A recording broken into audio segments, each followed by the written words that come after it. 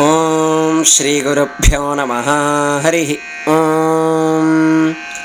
ಅಸ್ಯ ಶ್ರೀ ರುದ್ರಾಧ್ಯಾಯ ಪ್ರಶ್ನಮಹಾಮಂತ್ರಸ್ಯ ಅಘೋರ ಋಷಿಃ ಅನುಷ್ಠುಪ್ ಛಂದಃ ಸಂಕರ್ಷಣಮೂರ್ತಿಸ್ವರೂಪೋ ಯೋऽಸಾವಾದಿತ್ಯಃ ಪರಮಪುರುಷಃ ಸಜೇಷ ರುದ್ರೋ ದೇವತಾ. ನಮಃ ಶಿವಾಯೇತಿ ಬೀಜಂ ಶಿವತರಾಯೇತಿ ಶಕ್ತಿಃ ಮಹಾದೇವಾಯೇತಿ ಕೀಲಕಂ. ಶ್ರೀ ಸಾಂಬ ಸದಾಶಿವ ಪ್ರಸಾದ ಸಿದ್ಧ್ಯರ್ಥೇ ಜಪೇ ವಿನಿಯೋಗಃ. ಧ್ಯಾನಂ ಆಪಾತಾಲನಭಸ್ಥಲಾಂತ ಭುವನ ಬ್ರಹ್ಮಾಂಡಮಾ ವಿಸ್ಫುರತ್ ಜ್ಯೋತಿಸ್ಫಾಟಿಕಲಿಂಗಮೌಲಿ ವಿಲಸತ್ ಪೂರ್ಣೇಂದುವಾಂತಾಮೃತೈಃ. ಅಸ್ತೋಕಾಪ್ಲುತಮೇಕಮೀಶಮನಿಶಂ ರುದ್ರಾನುವಾಕಾಂಜಪನ್ ಧ್ಯಾಯೇದ್ದೀಪ್ಸಿತಸಿದ್ಧಯೇತ್ ಧ್ರುವಪದಂ ವಿಪ್ರೋಭಿಷಿಂಚೇಚ್ಛಿವಂ. ಬ್ರಹ್ಮಾಂಡವ್ಯಾಪ್ತದೇಹಾಭಸಿತಹಿಮರುಚಾ ಭಾಸಮಾನಾ ಭುಜಂಗೈಃ. ಕಂಠೇ ಕಾಲಾಃ ಕಪರ್ದಾಕಲಿತಶಶಿಕಲಾಶ್ಚಂಡಕೋದಂಡಹಸ್ತಾಃ. ತ್ರ್ಯಕ್ಷಾ ರುದ್ರಾಕ್ಷಮಾಲಾಃ ಪ್ರಕಟಿತವಿಭವಾಃ ಶಾಂಭವಾ ಮೂರ್ತಿಭೇದಾ. ರುದ್ರಾ ಶ್ರೀರುದ್ರಸೂಕ್ತ ಪ್ರಕಟಿತ ವಿಭವಾ ನಃ ಪ್ರಯಚ್ಛಂತ ಸೌಖ್ಯಂ. ಓಂ ನಮೋ ಭಗವತೆ ರುದ್ರಾಯ. ನಮಸ್ತೆ ರುದ್ರಮನ್ಯವವುತೋ ತೈಷವೇ ನಮಃ. ನಮಸ್ತೆ ಅಸ್ತು ಧನ್ವನೆ ಬಾಹುಭ್ಯಾಮುತತೆ ನಮಃ. ಯಾ ತಯಿಷುಃ ಶಿವತಮಾ ಶಿವಂ ಬಭೂವತೆ ಧನುಃ. ಶಿವಾಶರವ್ಯಾ ಯಾತವತಯಾ ನೋ ರುದ್ರಮೃಡಯ. ಯಾ ತೇ ರುದ್ರಶಿವಾ ತನೂರಘೋರಾ ಪಾಪಕಾಶಿನಿ. ತಯಾ ನಸ್ತನುವಾಶಂತಮಯಾ ಗಿರಿಶಂತಾಭಿಚಾಕಶೀಃ. ಯಾಮಿಷುಂಗಿರಿಶಂತಹಸ್ತೆ ಬಿಭರ್ಷ್ಯಸ್ತವೆ. ಶಿವಾಂಗಿರಿತ್ರತಾಂಕುರು ಮಾಹಿ ಗುಂಸೀಃ ಪುರುಷಂ ಜಗತ್.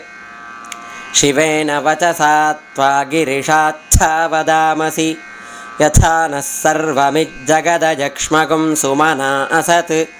ಅಧ್ಯವೋಚದಧಿವಕ್ತಾ ಪ್ರಥಮೋ ದೈವ್ಯೋಭಿಷಕ್.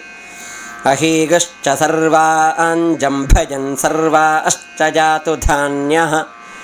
ಅಸೌ ಯಸ್ತಾಮ್ರೋ ಅರುಣವುತ ಬಭ್ರುಃ ಸುಮಂಗಲಃ. ಯೇ ಚೇವಾಗುಂ ರುದ್ರಾ ಅಭಿತೋ ದಿಕ್ಷು ಶ್ರಿತಾಃ ಸಹಸ್ರಶೋ ವೈಶಾಗುಂ ಹೇಡಯೀಮಹೆ.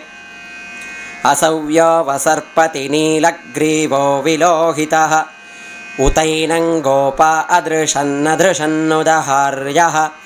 ಉತೈನಂ ವಿಶ್ವಾಭೂತಾನಿ ಸದೃಷ್ಟೋ ಮೃಡಯಾತಿನಃ. ನಮೋ ಅಸ್ತು ನೀಲಗ್ರೀವಾಯ ಸಹಸ್ರಾಕ್ಷಾಯ ಮೇಢುಷೇ.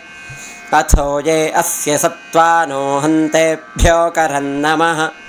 ಪ್ರಮುಂಚ ಧನ್ವನಸ್ತ್ವಮುಭಯೋರಾರ್ನಿಯೋರ್ಜ್ಯಾಂ. ಯಾಶ್ಚ ತೇ ಹಸ್ತಗಿಷವಃ ಪರಾತಾ ಭಗವೋ ವಪ. ಅವತತ್ಯಧನುಸ್ತ್ವಗುಂ ಸಹಸ್ರಾಕ್ಷಶತೆ ಶುಧೆ. ನಿಶೀರ್ಯ ಶಲ್ಯಾನಾಂ ಮುಖಾ ಶಿವೋ ನಃ ಸುಮನಾ ಭವ. ವಿದ್ಯಂ ಧನುಃ ಕಪರ್ದಿನೋ ವಿಶಲ್ಯೋ ಬಾಣವಾಗುಂ ಉತ. ಅನೇಷನ್ನಸ್ಯೇಷ ವ ಆಭುರಸ್ಯ ನಿಷಂಗಥಿಃ. ಯಾ ತೇ ಹೇತಿರ್ಮೀಢುತ್ತಮಹಸ್ತೆ ಬಭೂವತೆ ಧನುಃ. ತಯಾಸ್ಮಾನ್ ವಿಶ್ವತಸ್ತ್ವಮಯಕ್ಷ್ಮಜಾ ಪರಿಭುಜ. ನಮಸ್ತೆ ಅಸ್ತ್ವಾಯುಧಾಯಾನಾತತಾಯ ಧೃಷ್ಣವೇ. ಉಭಾಭ್ಯಾಮುತತೆ ನಮೋ ಬಾಹುಭ್ಯಾಂತವ ಧನ್ವನೆ. ಪರಿತೆ ಧನ್ವನೋ ಹೇತಿರಸ್ಮಾನ್ ಋಣಕ್ತು ವಿಶ್ವತಃ. ಅಥೋ ಯ ಇಷುಧಿಸ್ತವಾರೆ ಅಸ್ಮನ್ನಿಧೇಹಿತಂ ಶಂಭವೇ ನಮಃ. ನಮಸ್ತೆ ಅಸ್ತು ಭಗವನ್ ವಿಶ್ವೇಶ್ವರಾಯ ಮಹಾದೇವಾಯ ತ್ರ್ಯಂಬಕಾಯ ತ್ರಿಪುರಾಂತಕಾಯ ತ್ರಿಕಾಗ್ನಿಕಾಲಾಯ ಕಾಲಾಗ್ನಿರುದ್ರಾಯ ನೀಲಕಂಠಾಯ ಮೃತ್ಯುಂಜಯಾಯ ಸರ್ವೇಶ್ವರಾಯ ಸದಾಶಿವಾಯ ಶ್ರೀಮನ್ಮಹಾದೇವಾಯ ನಮಃ.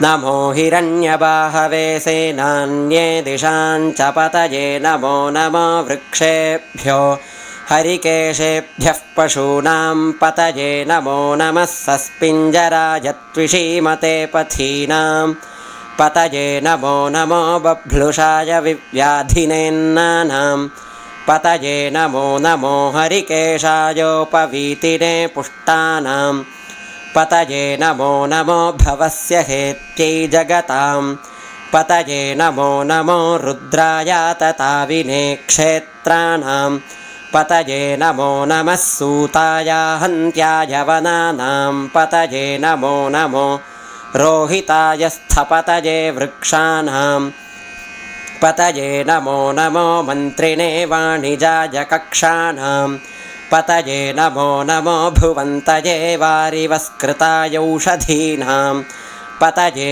नमो नम उच्चैर्घोषाय क्रन्दयते पत्तीनां पतये नमो नमः कृत्स्नवीताय धावते सत्त्वनां पतये नमः नमः सहमानाय निव्याधिन आव्याधिनीनां पतये नमो नमः ककुभाय निषङ्गिने स्तेनानां पतये नमो नमो निषङ्गिन इषुधिमते तस्कराणां पतये नमो नमो वञ्चते परिवञ्चते स्तायूनां पतये नमो नमो निचेरवे परिचरायारण्यानां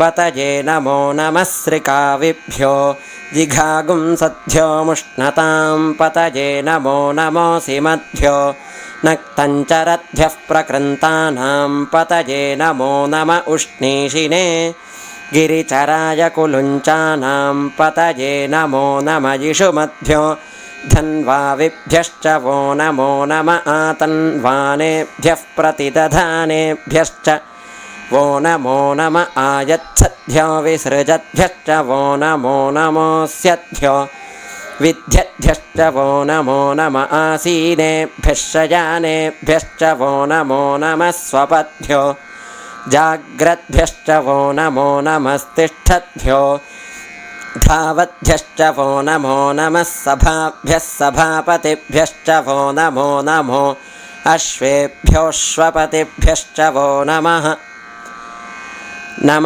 आव्याधिनीभ्यो विविध्यन्तीभ्यश्च वो नमो नमः उगणाभ्यस्त्रिगुंहतीभ्यश्च वो नमो नमो गृत्सेभ्यो गृत्सपतिभ्यश्च वो नमो नमो व्रातेभ्यो व्रातपतिभ्यश्च वो नमो नमो गणेभ्यो गणपतिभ्यश्च वो नमो नमो विरूपेभ्यो विश्वरूपेभ्यश्च वो नमो नमो महद्भ्यः क्षुल्लकेभ्यश्च वो नमो नमो रथिभ्यो रथेभ्यश्च वो नमो नमो रथेभ्यो रथपतिभ्यश्च वो नमो नमः सेनाभ्यः सेनानिभ्यश्च वो नमो नमः क्षत्रुभ्यः सङ्गृहीतृभ्यश्च वो नमो नमस्तक्षद्भ्यो रथकारेभ्यश्च वो नमो नमः कुलालेभ्यः कर्मारेभ्यश्च वो नमो नमः पुञ्जुष्टेभ्यो निषादेभ्यश्च वो नमो नम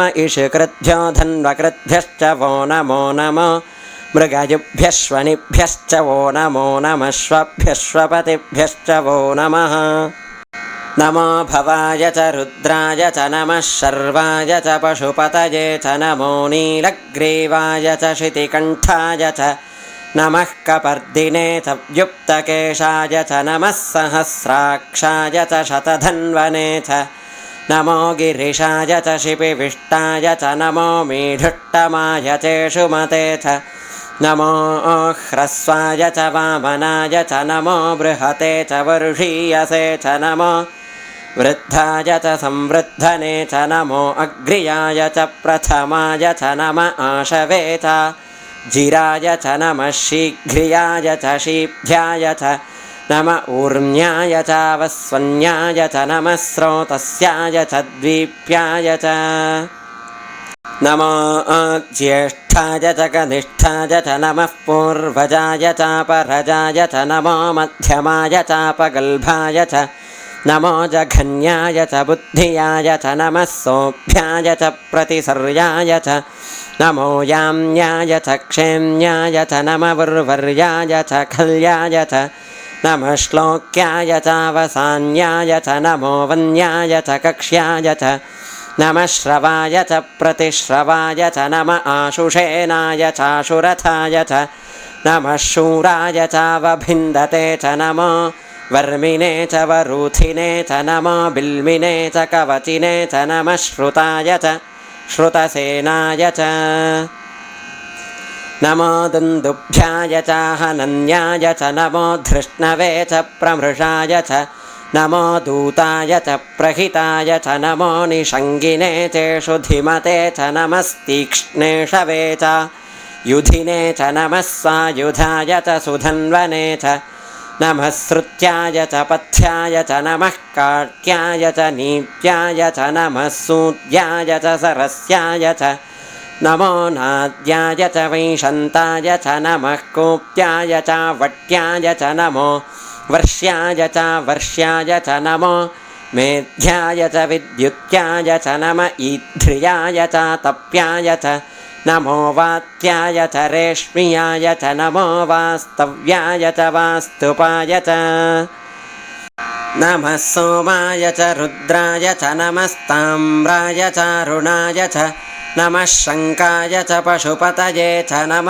उग्राय च भीमाय च नमो अग्रे वधाय च दूरे वधाय च नमो हन्त्रे च हनीयसे च नमो वृक्षेभ्यो हरिकेशेभ्यो नमस्ताराय नमः शम्भवे च मयोभवे च नमः शङ्कराय च मयस्कराय च नमः शिवाय च शिवतराय च नमस्तीर्थ्याय च कूल्याय च नमः पार्याय च वार्याय च नमः प्रतरणाय चोत्तरणाय च नम आतार्याय च लाद्याय च नमः शष्प्याय च फेन्याय च नमः सिकत्याय च प्रवाह्याय च नम इरिण्याय च प्रपथ्याय च नमः किगुंशिलाय च क्षयनाय च नमः कपर्दिने च पुलस्तये च नमो गोष्ठ्याय च गृह्याय च नमस्तल्प्याय च गेह्याय च नमः काट्याय च गह्वरेष्ठाय च नमो हृदयाय च निवेश्याय च नमः पागुंसव्याय च रजस्याय च नमः शुष्क्याय च हरित्याय च नमो लोप्याय चोलप्याय च नम ऊर्व्याय च सूर्म्याय च नमः पर्ण्याय च पर्णशद्याय च नमोपगुरमानाय चाभिघ्नते च नम आक्षिदते च प्रक्षिदते च नमो वह्किरिकेभ्यो देवानागुं हृदयेभ्यो नमो विक्षीणकेभ्यो नमो विचिन्वत्केभ्यो नम आनिर्हतेभ्यो नम आमीवत्केभ्यः द्रापे अन्धसस्पते दरिद्रन्नीललोहित येषां पुरुषाणामेषां पशूनां माभेर्मा रोमो येषां किञ्चनाममत् याते रुद्रशिवा तनुः शिवा विश्वाह भेषजी शिवा रुद्रस्य भेषजी तया नो मृडजीवसे इमागुं रुद्राय तवसे कपर्दिने क्षयद्वीराय प्रभरामहे मतिं यथा नः शमसद्विपदे चतुष्पदे विश्वं पुष्टं ग्रामे अस्मिन्ननातुरं मृडानो रुद्रो तनो मयस्कृधि क्षयद्वीराय नमसा विधेमते यच्छञ्चयोश्च मनुरायजे पिता तदश्याम तव रुद्रप्रणीतौ मानो महान्तमुतमानो अर्भकं मानवुक्षन्तमुतमानवुक्षितं मानोऽवधीः पितरं मोतमातरं प्रियामानस्तनुवो रुद्ररीरिषः मानस्तोके तनये मान आयुषि मानो गोषु मानो अश्वेषु रीरिषः वीरान्मानो रुद्रभामितो वधीर्हविष्मन्तो नमसा विधेमते आरात्ते गोघ्न उत पूरुषघ्ने क्षयद्वीराय सुम्नमस्मेते अस्तु रक्षा च नो अधि च देव ब्रूह्यधा च नः शर्म यच्छद्विबर्हाः स्तुहि श्रुतं गर्तसदंयुवानं मृगन्न भीममुपहत्नुमुग्रं मृडाचरित्रे रुद्रस्तवानो अन्यन्ते अस्मन्निवपन्तु सेनाः परिणो रुद्रस्य हेतुर्वृणक्तु परित्वेषस्य दुर्मतिरघायोः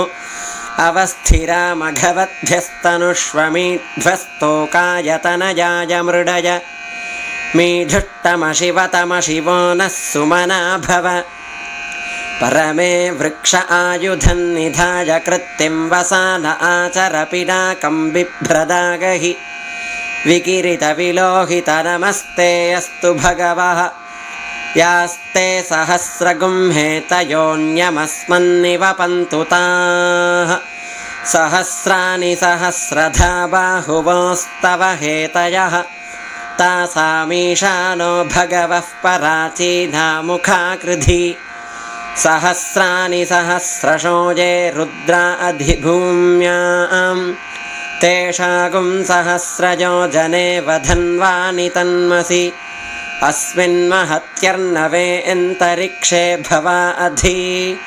नीलग्रीवाश्रितिकण्ठा शर्वा अधः क्षमाचराः नीलग्रीवाश्रितिकण्ठादिवगुं रुद्रा उपश्रिताः ये वृक्षेषु शस्पिञ्जरा नीलग्रीवा विलोहिताः ते भूतानामधिपतयो विशिखासः कपर्दिनः ये अन्नेषु विविध्यन्ति पात्रेषु पिबतो जनान् ये पथान् पथिरक्षय ऐलभृदायव्युधः ये तीर्थानि प्रचरन्ति सृकावन्तो निषङ्गिनः य एतावन्तश्च भूयागुंसश्च दिशो रुद्रावितस्थिरे तेषागुं सहस्रयोजने वधन्वानि तन्मसि नमो रुद्रेभ्यो ये पृथिव्यां ये अन्तरिक्षे ये दिवि येषामन्धं वातो